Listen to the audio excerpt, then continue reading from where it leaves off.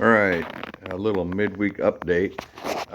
Since I pulled the fuel tank out of the biplane, brought it home, set it in place here.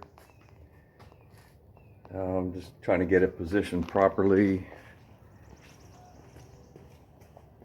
at the right height and distance from the firewall. I also got my 4 landing gear pads in place with the 3/4 inch thick plates behind it. So I got those 4 in. The seat rails are in, but I still have to finish up the little corner braces. So that's the old seat, just setting in place right now, just to make sure I had the proper distance on the seat rails. There is a bunch of these. I think 26 calls out in the plans, and so now I'm just locating all the remaining ones that go just all over the inside opposite of these type of corners. And I still have a couple left, and I'll have to check the prints a little closer, or check the other plane at the airstrip a little closer. Maybe one goes back here around the tail spring brace. I'm not sure. So that's kind of a quick update, midweek update at where I'm at. So we shall see what happens in the next couple days.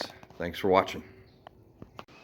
Alright, so what I'm working on today is I am going to extend these stringers that go from station 8 through station 6, and I'm going to extend them so that they go all the way through to station 5, because I'm not going to build that removable baggage area. I'm going to have a baggage area. I'm just going to have the stringers run all the way to former 5. And in order to do that, I need to splice on. I bought some extra 3-foot pieces. I drew my scarf joint there, and I made a stack, double back taped in between the long pieces and the short pieces. And you can see where short pieces end, long pieces continue. I'm just gonna hold a block or tape a block to here, like a 2x4, against my fence, so that this line I can cut straight on my table saw, and I will have the pieces I need to scarf. All right, I'll be back in a minute. All right, so here I am in my very cluttered man cave with everything else in here, camping stuff, wing spars, you name it, it's in here. There's also an upstairs too, hidden underneath that staircase that comes down via the cable. Anyway, it gives me storage at least upstairs too. So believe it or not, the upstairs is actually much cleaner than the downstairs. So what I'm gonna do, and I'm not gonna film this part in case I cut my hands off or something, but I'm just gonna guide this through with that line there as a guide, just by hand.